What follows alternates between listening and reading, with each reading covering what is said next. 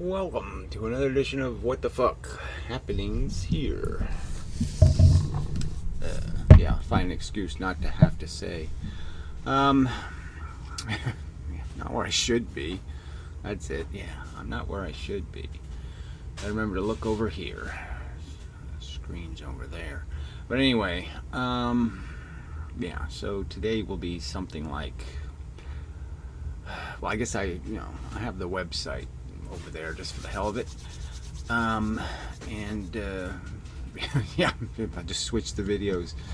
Yeah, that's an idea. Just switch the videos. Let's refresh. Just go to a different picture. There should be a different picture. Yeah. Anyway, yeah, so I might be stuck on the website forever. Just because I think YouTube's strike system now is to give you a permanent first strike. It appears anyway. I don't like that. But there's a lot of things I don't like about YouTube, so there is every reason not to play there if I can avoid it. But everything's getting like that. I don't know whether you're noticing it, but I'm starting to notice that every corporation's being an asshole. This year anyway. Just seems like more of an asshole. eBay, for example. Yeah, really an asshole. Their word doesn't mean anything. Their their computers make decisions that they don't let you appeal. I mean, just really bad. So I might make a video about that actually. Just because it's people should know that don't trust them because they're not trustworthy, not worthy of trust. It's that simple. So anyway, I mean, it's not the big things, just little things, principles. They just don't care about them. Anyway, so the subject is there's this counter philosophy that seems to acknowledge, like Buddhism, that life sucks, but it chooses to do nothing about it. And it also has some kind of idea that consciousness is some sort of collective thing. Now, I wouldn't say that's exactly Buddhist. That's Buddhist 1.0 or whatever, or 2.5 or something. That's the new version of it, where they, play this game that we're not individuals. Modern Mystic does a lot of this kind of crap. There is a way of seeing it. Is the fact is that we aren't, some sort of individual thing. We're a byproduct of a collective process. I mean, we are made by the universe. It does it. Just the existence of blue chalk affects me, I mean, if there wasn't any blue chalk, I'd be a different person. And it's sort of the truth. I mean, maybe it wouldn't be a big difference, but it would make a difference. So everything, the fact that squares have four sides, I mean, anything could be recognized as being integral to some percentage of my identity is built out of the fact that things are certain ways. Snakes are snakes and dogs are dogs, and I certainly have my individual experience with such things, which also adds to a perception that is unique, but it's, generally speaking, if you can't make anything different than it is in terms of your life experience, and the fact that you have a different experience than I have is a fact, but it doesn't change the fact that we're both byproducts of it, that just can't escape that. So in some sense it's possible to say yes, it's all tied together, but there's still no reason to say there aren't individual brains that have to do the individual processing of the world and call things things. Say the word thing, and some people say thing. It's a thing, and so they're saying the same word, but they're saying it differently. And that's a brain function. And there's no point in saying that doesn't exist. That, to some people a thing is a thing. It's a real fact. So anyway, quick. Hey, file not found. Cool. I have to fix that. So yeah, I don't know why it's broken. It shouldn't be broken. That one's not found either. It should be there. Somebody must have stole it. Somebody mistitled it or something, I guess. Yeah, that must be it. I have the wrong labels on them. Alright, so I have some work to do. Irritating. Anyway, alright, so where was I? Yeah, so I would argue, the theme of this video is the argument that we do have this reasoning capacity, and there's a certain fact that you can optimize your use of this capacity. It's like having a computer and making it do certain things. You can have it do trivial, silly things, or you can make it do something profound and save the world or some kind of crap. Find, you can use it to find free energy or some other kind of thing. You could devote it to different purposes, or you can use the computer to try to figure out what color shirt you should buy or something. So you can do it for different purposes. You can use it, and the same thing is true for our brains. We can use our capacity to reason to learn 2 + 2 and all that kind of stuff, and figure out all this efficiency thing in terms of living your life. And that would be the goal, is to be efficient, to optimize your function and performance. And the definition of that performance reasonably is, well, we have to make good feelings, not bad feelings. I like to have good feelings. Feeling good feels good. Feeling bad feels bad. I know those two things are real, okay, because I personally experienced them. I would say all of the things I value are based on whether it makes me feel good or bad. I mean, every decision I make pretty much has to do with, will it make me feel good or will it make me feel bad? And those are, I'm avoiding bad and trying to optimize good, and that's clear. And the meaningful question is, the one that seems to trip people up, which really shouldn't, is recognizing that the same is true for all the other animals. That I can't pretend that it matters what race they are, or how tall they are, or how fat they are, or how smelly they are, or how some other kind of bullshit they are, unless I'm doing some sort of reward and punishment thing. See, this is another thing where it all fails, is because people like the modern mystic will make idiotic arguments about the justice system, and ignore the fact that it's about deterrence. It's about deterring people from committing crimes. It's not about punishing.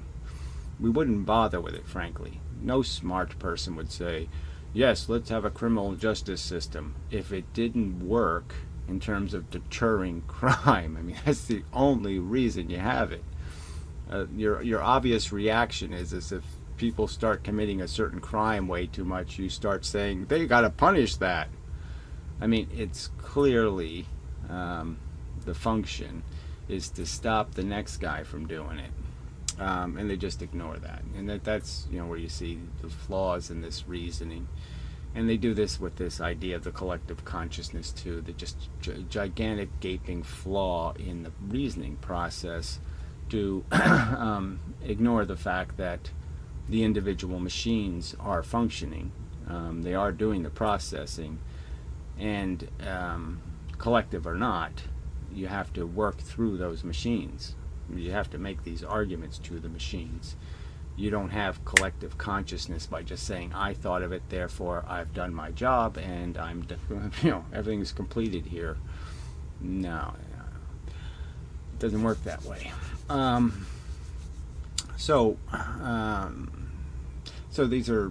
they're sort of common and related subjects. The whole idea of recognizing simple things like that is part of using this reasoning skills properly, is to understand that, yes, there's some emotional satisfaction in punishing the guilty, but it's clearly not the reason. The primary reason the system exists and we pay money for it is because there's this every prospect that it provides deterrence, and that's very valuable. Preventing the future crime is very valuable. That's why you pass a law for seatbelts or some other stuff. It's because it will have the effect in the long term. It'll work. Fact. Okay. Anyway, it'll change behavior. All right. So what else?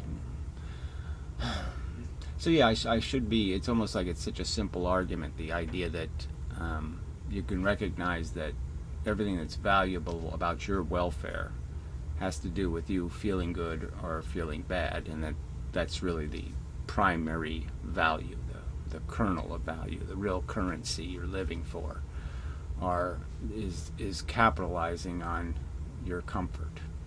Getting comfortable, being comfortable, and being comfortable means you have to be secure. If the bill collector's coming for you, you're going to get evicted from your house, for example.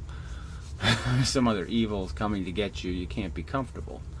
And so that's what you're playing for, is some sense of security and good feelings about your day and your week and your month and your year and your prospects. But it's because those things are comforting and they're give you a peace of mind, not an agitated or fearful or terrorized state of being, nerves and shit. And so that's what you're in it. That's what you're trying to control. And that same stuff is happening to all these other animals, these other people, these other creatures with a brain. And you can hate them for reasons, you can do lots of stuff, but you got to understand that they're still doing the experiencing thing. They're having good feelings and bad feelings, and as a thing, those things are sort of, the source is sort of irrelevant. It just doesn't matter who's experiencing the bad stuff. The experience of bad stuff is bad.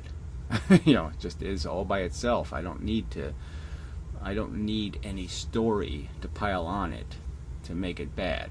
It's bad. It just doesn't matter what brain it's in. I'd like it to matter. That'd be really cool if it did matter. That there was some profit in punishing the guilty, but there isn't beyond that deterrence thing. Beyond protecting the future, just doesn't have any value because it's just bad now experienced by another person, and it doesn't fix the bad person did. The bad person did some bad thing, caused some bad feelings, caused some pain or harm or damage, or did something that would have every likelihood to do such a thing. I mean, there was every yes, maybe it worked out fine because they killed somebody who sucked. But the fact that it worked out fine in that case still means the case there's a high probability that it wouldn't have worked out fine. So he just got lucky, and luck shouldn't decide anything. But anyway, and a lot of these people are insane and crazy. It's easy to label them that. They're so stupid. They're so fucking ignorant. Many criminals. It's just, it's like beating up a kid or something. It's like putting kids in jail. It just doesn't seem right because they're stupid. They make stupid mistakes because they aren't educated early enough and with enough emphasis, enough importance placed upon it. So it's an ugly thing to have to do, but there's no practical way to get away from it. You have to associate negative behavior and negative outcomes, and if you want to prevent the negative outcomes, you have to deter them. You have to create some kind of mechanism that stops people from doing it, that gives them pause before they commit the reckless, stupid act. That's just a fact. So you have to impose this unpleasantness because crime can't pay. And if you make it pay, then you're not going to have much of a civilization. And we're certainly heading that way.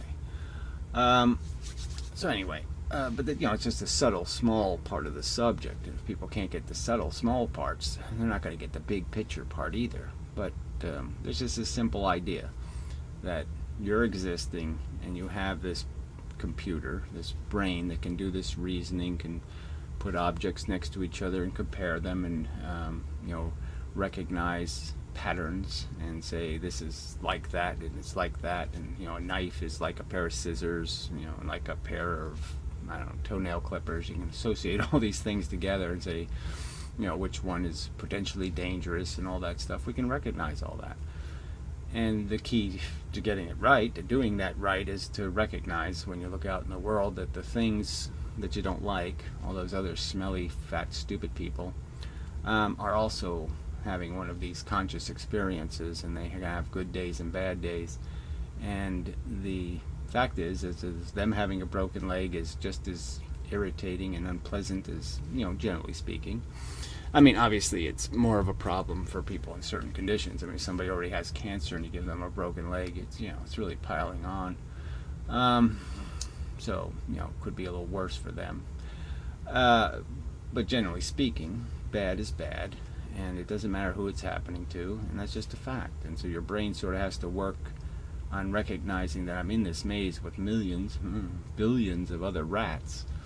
And all of us are creating a quotient of feeling good and feeling bad as a collective. There's a measurement of our function. And that's what your brain has to be focused on. You can't just be focused on this what's in it for me stuff, because it just doesn't go anywhere. It's not productive. You have to have some knowledge of the impact on the rest of the rats. You can't eat all the food. You can't shit on their food. You can't piss in their drinking water.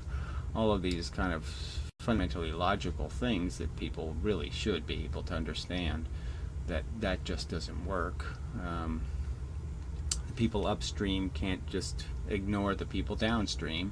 The rich can't ignore the rest of humanity and be functioning in any way except in an evil way, in a bad way. To squander resources is to squander people's welfare. You're playing, I've done this before in videos, held up a dollar bill and said, there's blood all over this fucking thing. There's work and, neglect, family neglect, and heart attacks and strokes and all kinds of crap, ripped off limbs, all kinds of horrible things happen to people for them to be able to service this money, to make it have value, to produce productive living circumstances. So there's blood all over it, and people should take it kind of seriously. They shouldn't. It's not a trivial thing. One of those dollars, over there, can make a blind kid see. It's just a fact. And there's got to be some kind of respect for that. Logically, I'm just saying that. It's not a moral statement in and of itself. It's a statement just defending reasoning. There's no way to escape the simple reasoning that you can't glorify or exaggerate the importance of your own welfare. You just can't do it logically. There's really no logical excuse for you saying it's so much more important that I be comfortable than they be comfortable. There's just no logical way to do it. And to pretend you've earned it, is another. That's just pretending, and you know it. Certainly you've earned it more than some. Like I said, you can certainly make arguments about that. And I wouldn't disagree that you have to apportion comfort and immunity from harm, just like any other value. You have to do it in some way where you're rewarding good behavior and punishing bad behavior. That's true, but we're not. The argument I'm making is not about some kind of they deserve it, because if clearly most of the people in trouble didn't deserve to be in trouble. And the trouble wasn't their fault. It was their parents' fault and lots of other things. So let's not pretend, that people's outcomes have all that to do with the fact that they had the resources somehow not to be an asshole. When we sort of know if they had the resources, they wouldn't have been an asshole. And that's just the truth. And if the non-assholes has done their job in the beginning, quit selling Santa Claus stories and Easter rabbit stories and little Jesus stories and all this little bullshit stories, and instead just sold to people the idea that you have a responsibility to the rest of the world, this wouldn't have been an issue.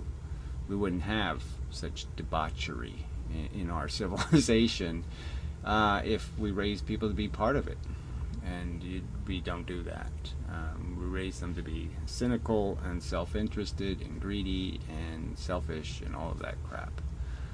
Competitive, rather than competitive in some sort of rational framework where you understand what winning means. Winning means creating a loser, and you got to do that fairly. You can't cheat, all that kind of stuff. It's all themes I've brought up before, without much interest, but it's fundamental to being human, and it's a conversation nobody really has, and there's so little conversation about it except in some silly religious context of making us all spirits and connecting us all as frickin' spirit thingies or some kind of other crap, and that conversation should be unappealing to the reasoning people with any kind of reasoning skills. It's appealing to the child minds, and so they fall for it. But again, it's like all the other religious stuff they fall for. Oh yeah, it's very nice not to cheat on your wife, and it's very nice not to do this, and it's very nice not to do that, and then you go out and do it because it's just some idea that would be nice if I did it, but it's not really a law, and they don't really believe in the religion, so they don't really feel any obligation. They really don't think they're going to hell. So the reward and punishment is broken down when it's just some stupid dogma that's telling you it's right or wrong.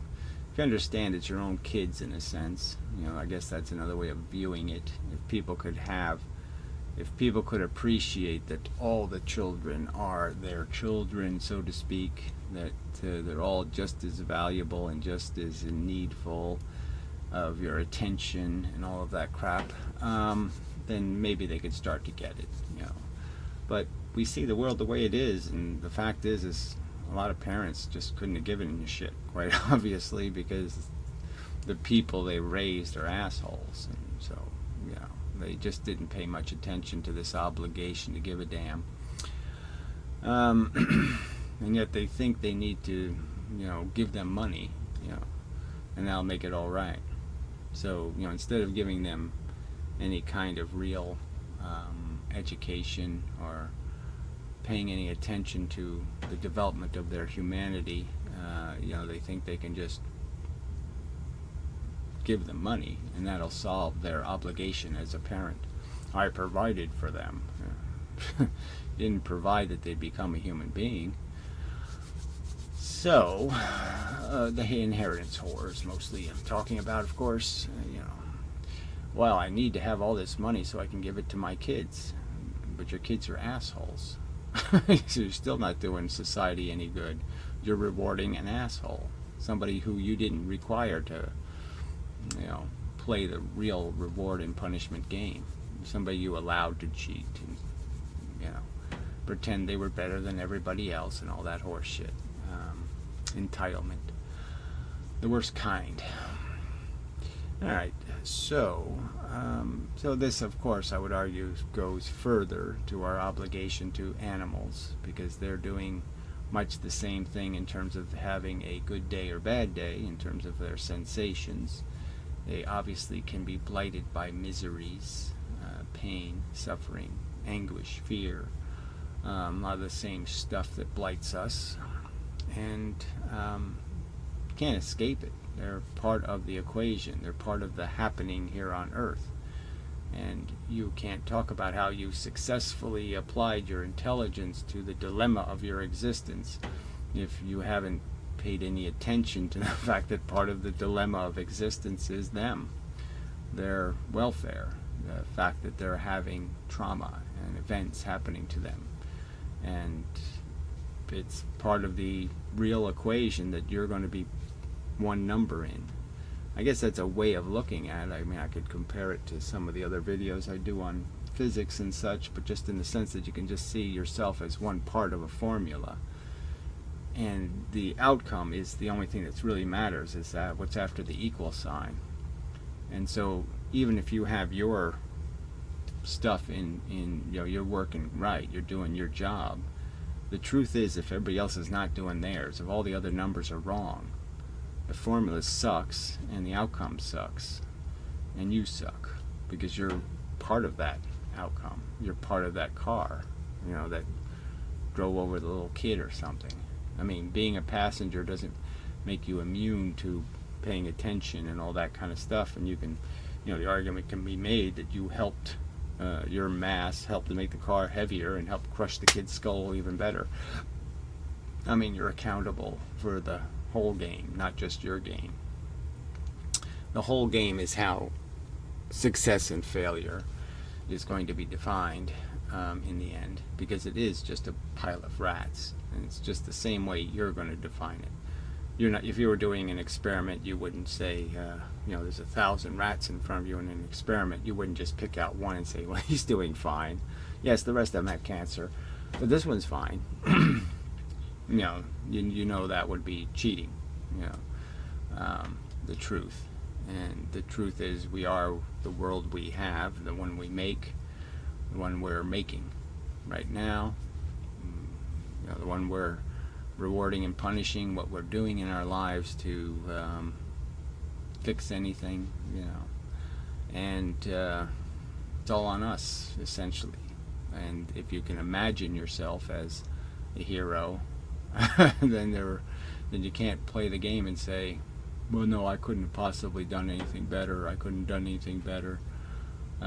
Truth is, you either will or you won't, based on how much character you have. And I guess the truth is also that perfection is hard to achieve. Being really a great human being is hard to do. Living up to the standard of always applying your best judgment, the judgment that understands future implications and calculating the best possible outcome and how to get there, and all that stuff's work. And most of it is work that says, you don't get anything. You don't get rewarded. You don't get to be more comfortable. You have to give the comfortable chair to somebody else. And that's really irritating. It takes a truly exceptional person to be able to live up to that idea. But the point is we all should be trying to. That's all I'm saying. Is that it should be part of the conversation that you really are failing as a human every time you use your brain to scheme an outcome that benefits you, and that's all you considered. Then you failed, and you failed every time you put your finger on the scales to try to make you justifiably more entitled. And I see myself do it every day. I see myself every day push on that side of the scale, saying it's okay. You're too vulnerable. You're too fragile. You're too. You can't do it. It's asking too much. All kinds of excuses I can make for not doing everything I could do, and but I'm admitting it.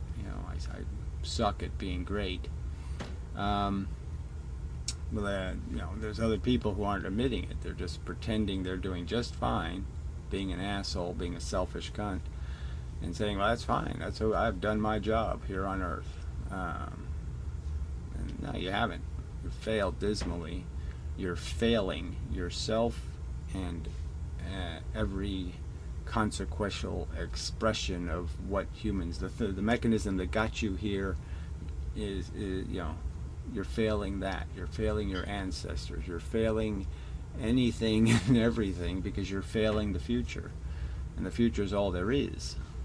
That's the part we can fix. That's the part our deterrence can help creating it. That's the part our conversation can make some kind of change in, effect to be realized. Okay, the change of minds, the change of attitudes, the change of conversation. So I suppose the big reason why none of this gets talked about is because, yes, it isn't fun. It doesn't embrace these individuals who want to be, who want to pretend that there's no obligation to consider the fact that you're collectivized in some respects, and it's just a fact. You are one rat in an experiment, and the one rat just can't justify saying, me, fuck you, It just isn't logical. It's not reasonable. It's not adding up the facts correctly. So that's what we're stuck with, sort of. So again, I'm arguing that there's no collectivism in any wooey, fun, magical sense. There's only collectivism in the sense that you're just one mechanism that's feeling good and bad. There's lots of them where this feeling good and bad thing is happening, and the feelings themselves just don't care what brain they're in terms of their reality. The badness and the goodness isn't made by the individual. The badness and the goodness is innate in the substance. And if your brain's doing reasoning properly, it's going to reason and recognize that if I can sacrifice just one little piece of blue chalk, something that doesn't mean much to me, and it can mean a lot in terms of the comfort it gives to other people. So just recognize your high maintenance. That's one way to say it. I mean, there's people who have, they're preposterously high maintenance. They piss away thousands of dollars a day in, cut flowers and all kinds of bullshit, and maids and servants and all kinds of shit. And all of that is wasted work because it doesn't produce anything. It doesn't produce the internet. It doesn't produce something we all need, food. It doesn't grow food. It doesn't do. It's just forcing people to go to work, okay, to be uncomfortable, to sacrifice, to indulge one silly person's need to have a clean floor every day, some kind of nonsense, to have sparkly and shiny fixtures, some other bullshit. Just high maintenance, that's all it is. You're vampires. They're vampires. So that's the way those are the kind of associations you have to make. You have to recognize the rich as what they are, vampires. Very high-ranking, evil, nasty ones. Yeah. We're all, some form. We're all zombies and on the road to vampire, but they're the worst possible kind of, mind and body-eating monster in terms of their preposterous high maintenance. Alright, maybe I'll take a break. Seems to help sometimes. Have a little smoke, vape, whatever, blah blah blah, and be back. Yeah, should be back. So anyway, it's the holiday video popped up, and just reminded me of how difficult this reasoning with people thing is.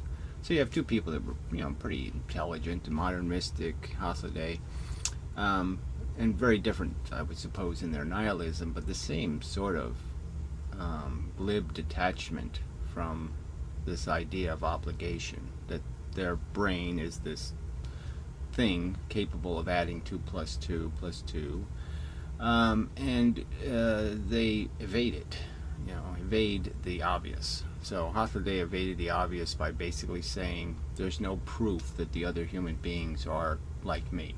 Okay, their feelings are theoretical at best, and I don't like the theory. The theory that they feel, I don't like that theory. I think they're just synthetic. They're just the stuff that happens in a video game. It's not real death and mayhem. No real pain is experienced. So a preposterous truther theory, essentially, to evade recognizing the obvious. And the mystic is evading it through a more complex process of collectivization and saying, well, we can't be individuals without the environment that confines us, and therefore the environment's made by the non-individuals, and therefore somehow I can be an asshole and it's going to be alright.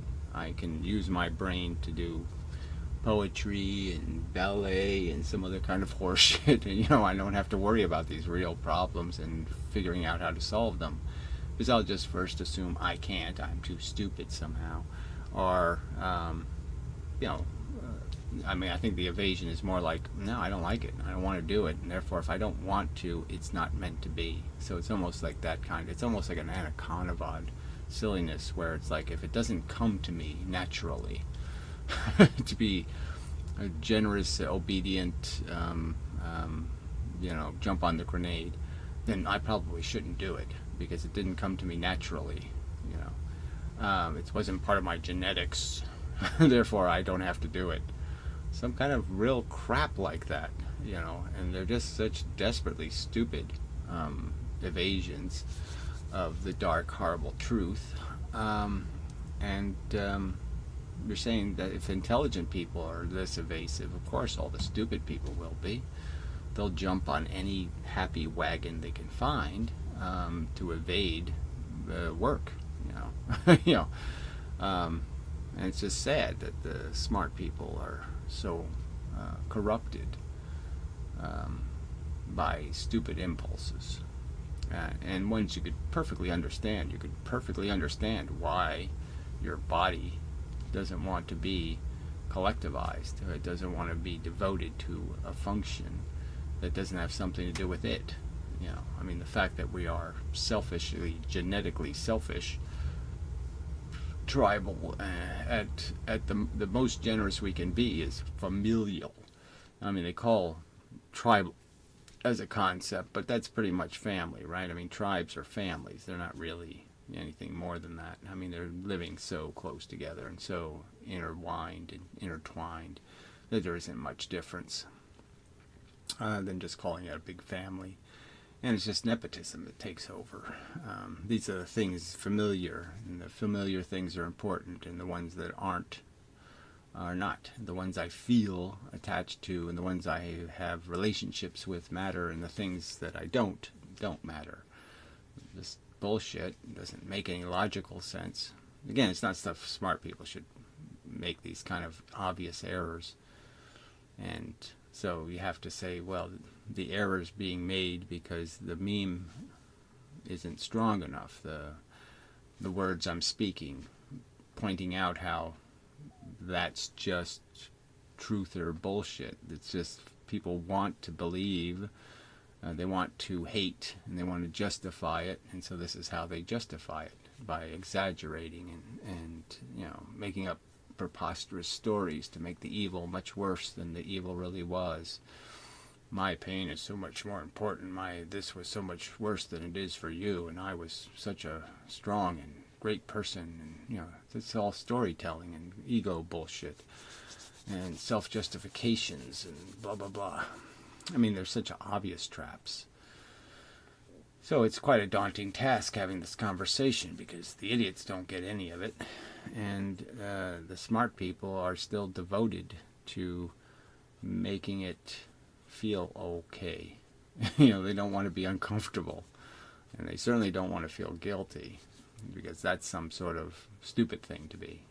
When that's the reward and punishment at work, and they just won't let the mechanism work on them. They won't let the only way to prevent the bad future to work, and that is recognizing your failure and recognizing the obligation that if it's going to get done, it's got to get done better. Things have to change, and you can't just keep expecting, well, I'll wait till the flashlight changes it. You can't rely on them. So it's like, even a person in my position, I'd like to say, well, intelligence, migrates through history, and it does seem to get it right eventually. Yes, they take an awful long time to accept certain things, like the world isn't flat, and then there's just a whole bunch of people trying to go backwards, still.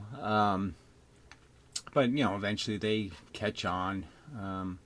And yes, you can just point out how slow it is in some sense, right? Most of the world is still preoccupied by a bibbly-babbly silly fairy tale and not paying any attention to evolution and the consequences and the meanings of that truth. It's a scary prospect to have to argue some higher truth, some more complicated truth. It's not much more complicated, but I guess it's a little more complicated. When you can't even get them to accept the stuff that's just rock solid, in terms of the evidence. That's a bad position to be in, saying, how do I reason with these retards, these morons, these, what do I say? How do I actually put words together that would be compelling to people this stone cold, brain dysfunctional? It's like communicating with an autistic kid or something. You sort of say there must be something I can do, some gesture, something, that'll, catch. But what is it? What's the secret password? It's like that. It's like trying to break into something when you find the secret code, and you might know it's there. It's like picking a lock. I know I just do this the right way, it's going to work, but I keep doing it the wrong way. And it's frustrating, and it's irritating, and it's not pleasant. But that's sort of the obligation while we're here talking and interacting, is to try to find those skeleton keys, to find the way to break, all these dogmatic, primitive locks on people's capacity to recognize that this is a lot more than they think it is, this game they're playing. And the stakes are really insanely high, and all of this brutality is, all of this horror that's being experienced, they have to personalize it and recognize that, that it's more than it could have been me. Might as well be me. The guy you're strapping into the electric chair or doing this or whatever, it might as well be me. That failure of a life, that suffering, that bad choices, bad lifestyle, bad everything, it might as well be me. Not just that it could have been, because it's still a brain and it's going to experience all of the bad that goes with being that fucked up. Now, you could say some of it is okay because the ignorant are, immune to a lot of your fears and apprehensions and perception of horror because they don't see it. It's like seeing microbes or something. If you saw the microbes on everything, you'd be a lot more selective about what you ate and all that kind of stuff because you just could see, oh, I don't want those. Those are ugly microbes. And they don't see all that, so they don't have the same burdens in their life because, they don't have to. They're living in the moment more. They're, they're not blighted by memories and bad associations and negative context. They don't have a dead ex-wife or something, and where there's memories and associate. They just don't have the grief. And the fear that somebody who's intelligent is obviously going to be burdened with. So in some sense, you could say, okay, if it was me and I was that stupid, I guess it'd be okay to torture me a little because I wouldn't know what the fuck was going on anyway. To some extent. I mean, obviously some things just aren't going to be, it's just not going to matter. Like being burned or something, dramatically. It doesn't really matter how dumb you are. That experience is going to be bad. So well, anyway, I shouldn't even give any latitude to ways of negating the reality of the negative experience by pretending that it's okay because it's happened to a dumb animal or a dumb human. It's really not okay. But anyway. I'm conceding there's some argument to be made, but it's not a very good argument, I guess is all I want to say. It's not enough of an argument to, change the fact that this is serious business, this fixing things. And the need for it to be fixed is serious. It's not a little need, it's big, big, big. And because you're going to live it. I guess that's another way of saying it. But, the way the world, you came into the world, is just kind of a, that's the way it happens. You just arrive here, and you're going to keep arriving, in a sense. Arrival keeps happening, and you wouldn't want this arrival. And that's just a fact. You can look at the world and say, I wouldn't want to arrive in that house, and I don't want to arrive in that house, and I don't want to arrive over there either. You can see how that's bad news. Arriving in that condition, arriving with those genetics, or arriving, in that poverty, and arriving in even that wealth, being some asshole spawn of douchebags. You don't want to arrive like that. You know it. You know that would be every kind of insult to any integrity you might have. Be terribly rude to whatever notion of beauty you have. There's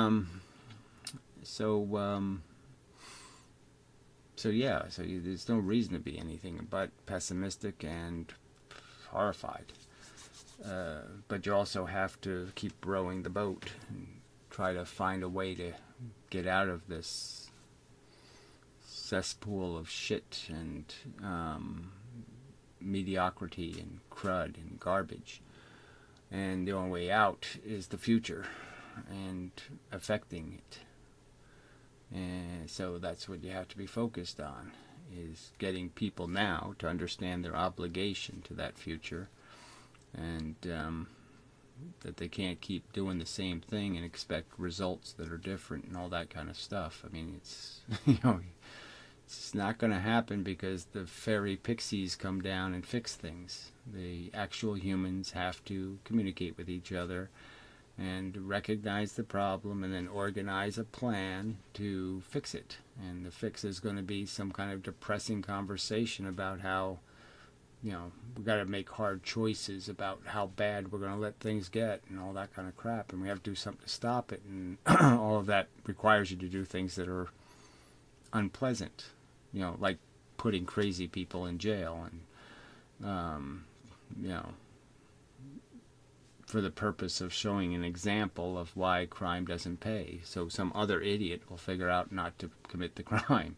It's a terrible, awful thing to have to do. But you have to do it. And that's the hard part.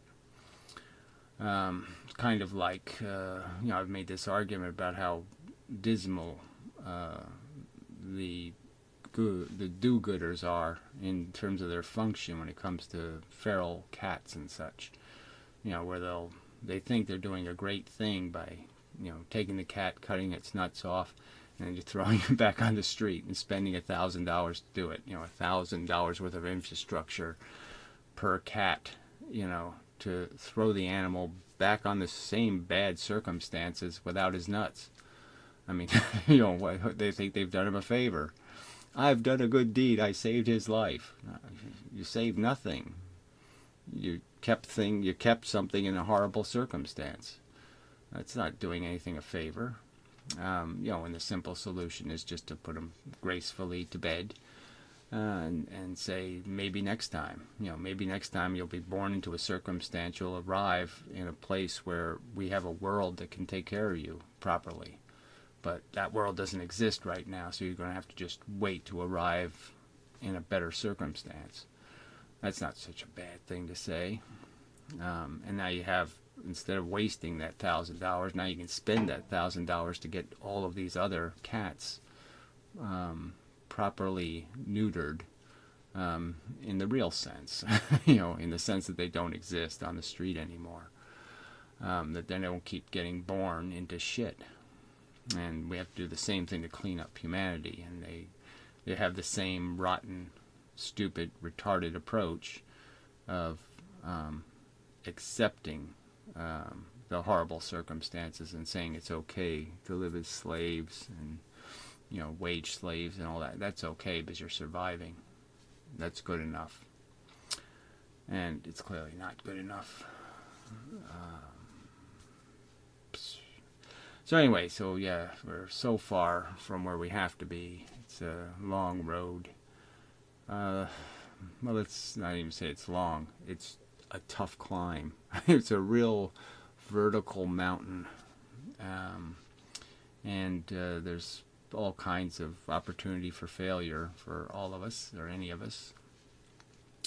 Clearly, I'm doing something, scraping at the wall. I'm trying to do something to get up the wall, to show the way, to tie a rope so others can climb or do some kind of whatever the bullshit is. I'm trying, and clearly so far I'm not succeeding, and I've conceded that, and I have to do better.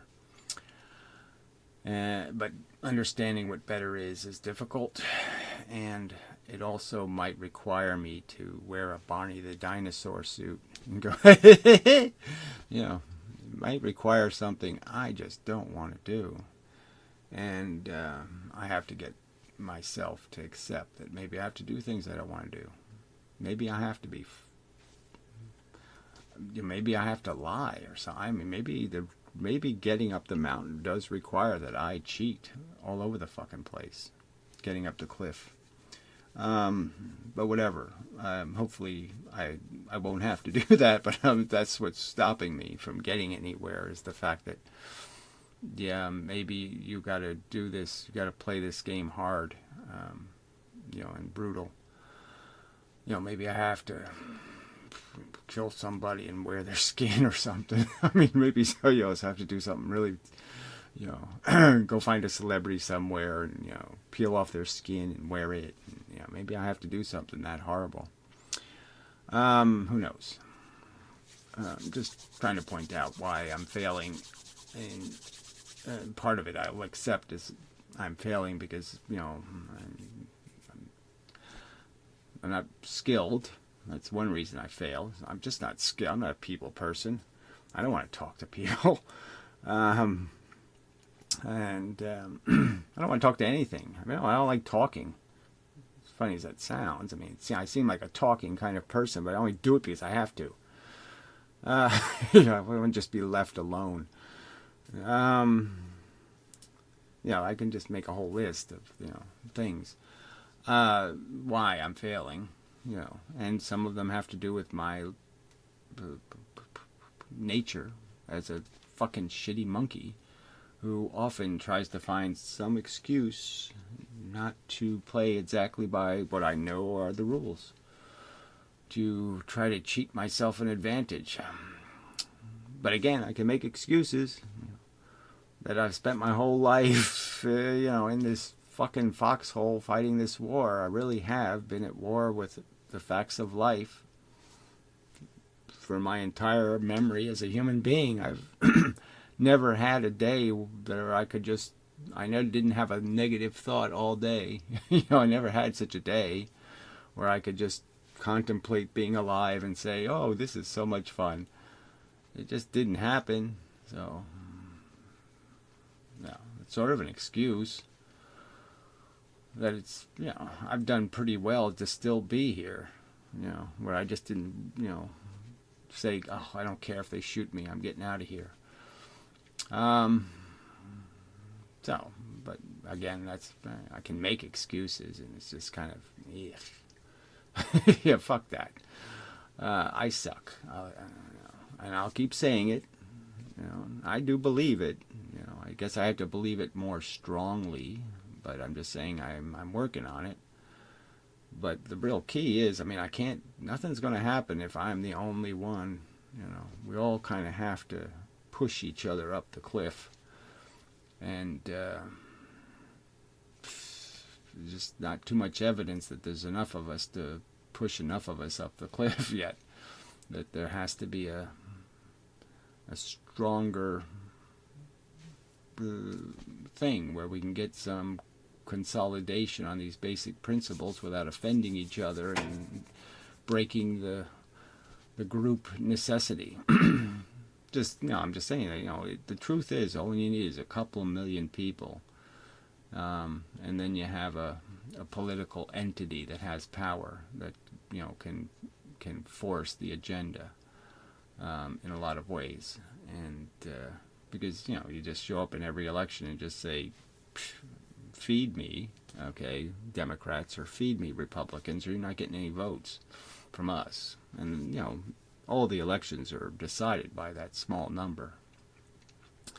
So anyway, I'm just saying that's the objective, and we're obviously not there. And but we should be closer than we are. I mean, there's just so many people who have chosen to live without kids and done, who are trying to figure out a way to live, and they really should gravitate to this idea that this isn't good enough. I mean, saying that this is not nearly good enough, that our civilization is failing dramatically, shouldn't be a hard thing to sell. And that, but they can't sell the right answer because their answers are always stupid answers. Answers that won't fix the problem. Give the poor everything. Give the rich everything. They just, wrong answer. They're both blights. And they both need to be starved out of existence. And that's the brutal truth. So anyway, that's probably a good enough ending statement. Yeah, I'll settle for that. Alright, so till the next time, and such. I'll work on it some more.